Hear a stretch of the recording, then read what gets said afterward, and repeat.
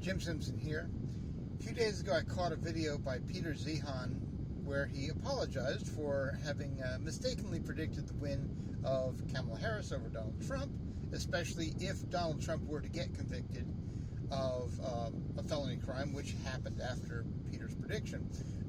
So Peter does this video on why Trump won, and he's mostly correct as far as a 30,000-foot view of the situation goes. He's talking generalities, he's talking big trends, which is what Peter does. That's cool.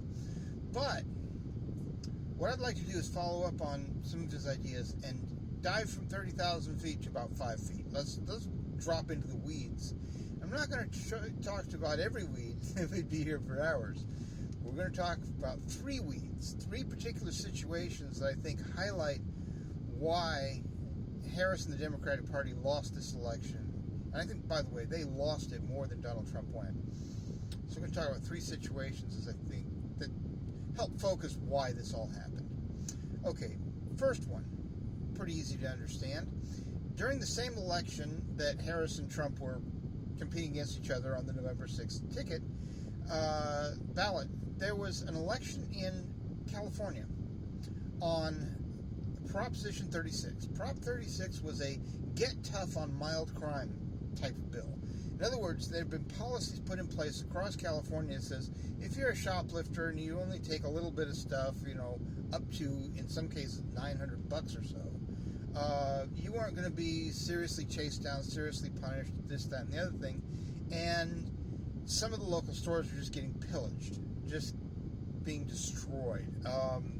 If I recall right, CVS pharmacies, for example, which is one of the big victims of all this, deliberately moved out of the city and county of San Francisco. They just couldn't handle it anymore.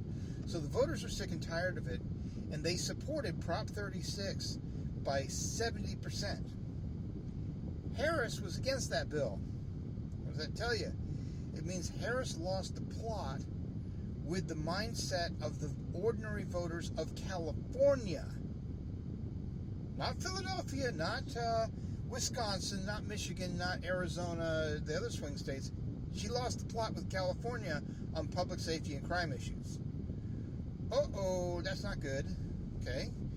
Especially when you combine that with Harris's lifelong support of strict gun control. She's been a major gun control freak. She supported an entire handgun confiscation program in San Francisco that the courts put a stop to. But she supported it when it came up in San Francisco sometime before 2010. And combine the strict gun control with soft on crime policies, and what you get is we're going to have reparations, one armed robbery at a time, and we'll be joyful about it. And the people of California said, oh, hell no. Hell no, no, no, no. And if she'd lost a plot with them, she's lost a plot with most of the rest of the country, let alone, the liberal strongholds. That's a pointer to what went wrong. Here's another one. Trucking. Okay, I've been a long-haul trucker running from 2014 to early 2023. When my wife got sick, I had to come off the road to help her. Okay, so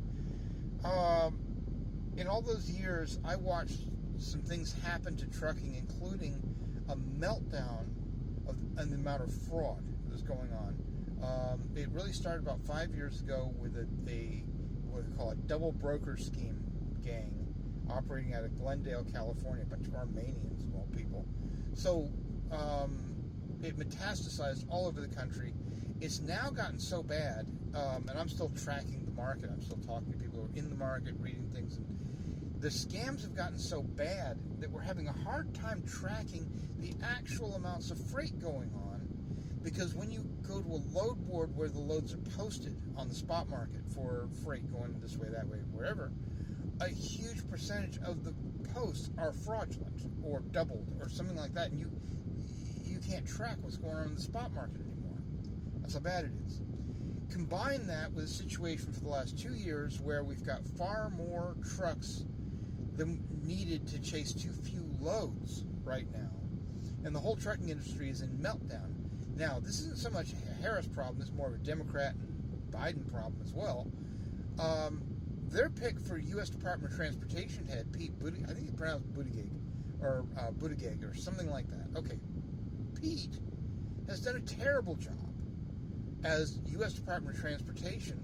He's much better known for being the most woke guy in D.C. The guy who's in a gay marriage, gay adoptions. He took gay parental rights famously for several months early in his tenure. Well, to be fair, the trucking industry wasn't burning down quite that bad when he took his tenure, but still, his job was not to be the most woke guy in D.C. His job was to manage what's fundamentally a blue-collar industry, trucking, okay? And shipping and rail, all that. Yeah, U.S. Department of Transportation, that's cool. But he didn't do his job. Instead, he did woke madness, woke to the nth degree, the most massive amount of woke you can possibly get out of one guy. That he's it. Okay, poster child of woke. Look, there's nothing wrong with being woke. Okay? Let me be clear about that. Everybody's got to have a hobby. If he did his job and then did, woke activism politics as a side thing, cool, not a problem. But he didn't do his job. And that's because the Democratic Party has lost contact with the needs of working class America. Okay? It's the same as Prop 36. Lost contact with what was their main voter base, which was the blue-collar Democratic Union voter. Now we've got a situation, slightly off topic, but I want to take a second. During the Republican National Committee, Trump had the head of the Teamsters in to speak at the RNC. Now that's interesting. And then when when he won the election, he let that same Teamster boss help pick the new Republican for the Department of Labor, who is, at least by Republican standards, at least of the Republican picks he had to pick from, that Teamster guy got about the best pick he possibly could. Okay? Now, there's still a gap between, mainstream Republican and the U.S. labor movement, but Trump is working on closing that gap. The Democrats aren't doing anything to repair the gap on their side. Okay? Now, 2 days before the election, I did an Uber drive shift. Okay? It took a 12-hour one. I made like $300. Okay? Blasted all the way through. I think I drove for at least 11 hours. And I had about 8 or 9 black passengers in all that time. And I talked to them about politics. And one of the thing that told me that Trump was going to win, or had a real good chance, was that when I asked them, hey, do you by any chance know who a guy named Jamal Truelove is? They all knew. All of them knew who Jamal Truelove is. Now, there was a Netflix documentary on the guy. He's been published. His story's been published all over the place. If you're listening to me right now and you're white, you probably don't know the name. Probably, but here's the story.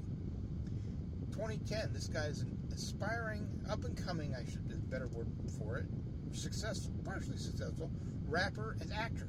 Okay, he's done some TV, he's done some things, he's looking good. And then he gets wrongfully convicted of murder. Now, I know it's wrongfully convicted. This is 2010, he gets wrongfully convicted. By 2015, he shows enough evidence that a new trial was needed, and it turned out San Francisco Police Department had framed his butt. Okay? He got freed in 2015. He got paid $13 million a little bit after that. I don't remember when the payout happened, but he got $13 million off of City County, San Francisco. So yeah, he was wrongfully convicted. And the story he tells about it is in the day of his sentencing for 50 years in 2010, the head prosecutor for City and County of San Francisco was in there and laughed at him. And guess who? Kamala Harris. Okay? So I got all these passengers in my car who knew who she was, who they knew about her role in the Jamal Truelove. I'm trying to block the sun here. They knew about her role in the Jamal Truelove case. Most of them even knew about other examples of prosecutorial misconduct that Kamala Harris was famous for in San Francisco, or I should say infamous. Okay? Including the time the local drug lab in 2010 again, the local drug lab that the cops use for testing people's pot, meth, whatever it is, whatever they think it is, went crazy, falsified a bunch of data. Either they were smoking the product as it came in, or they just got overloaded, whatever happened. They were faking results. Harris tried to suppress knowledge of those faked results from 400 trials. 400 defense attorneys, well, probably less defense attorneys than that, because some of them had more than one case with her on this issue. But 400 cases involved, 400 victims of a screwed up lab. And she tried to withhold that information from those defense attorneys, which is called, there's a term for that, by the way, in law, Brady violations. There's a U.S. Supreme Court case called Brady. It says if you're a prosecutor and you're sitting on information that benefits the defense, you have to turn it over to the defense. She failed. In that case and many others. Now, I wasn't dealing with Uber. I wasn't doing Uber in California. I was in Chattanooga, Tennessee, talking to urban black folks, and they knew who Jamal Truelove was, and they knew Kamala Harris's history as a prosecutor. There's a thing in the black community that white America mostly doesn't understand. Okay, you talk to black folks from urban areas in particular. They will tell you that not only is violence by the police common, a known problem, civil rights violations, all that. They talk about that stuff like it's real, and it is. But when you really sit them down, they'll tell you that they hate saying this, but the worst offenders among the cops are black cops. Okay? It's a shocking thing, but it's actually possible to be racist against black people when you are black. And because your white bosses or white city managers or whatever don't understand this dynamic, they don't see you as a possible perpetrator of that kind of thing. So it runs rampant. Quick example, January 2023, Memphis, Tennessee, there was a guy outright murdered by 5 Memphis Police Department officers. And it was all caught on video. The video is actually uglier than the killing of George Floyd. It's bad. It's just torture that went on for a while. It was a beating. And they killed the man. The reason the case isn't that famous, and the reason Memphis didn't burn, is because the city council took fast action. Immediately stripped them of their badges, immediately began investigations, and started criminal prosecutions as soon as the evidence, well, the video was freaking obvious. So they didn't try and cover it up, which is awesome. Good on you, Memphis City Council, whoever planned that one out, Memphis DA, all full credit. But here's the thing. This is an example of the kind of violence that black America, inner city black America especially, sees from law enforcement. And they saw Harris as part of that problem. Yeah. Okay? So to the white liberals in New York and D.C. and California who pushed for Harris as president, they saw, oh, she's black. She'll be popular with the blacks. Really? Really? These are snapshots of why Harris lost the election. She was a bad candidate. Problem 1. Problem 2, the Democrats have lost the plot with working class America.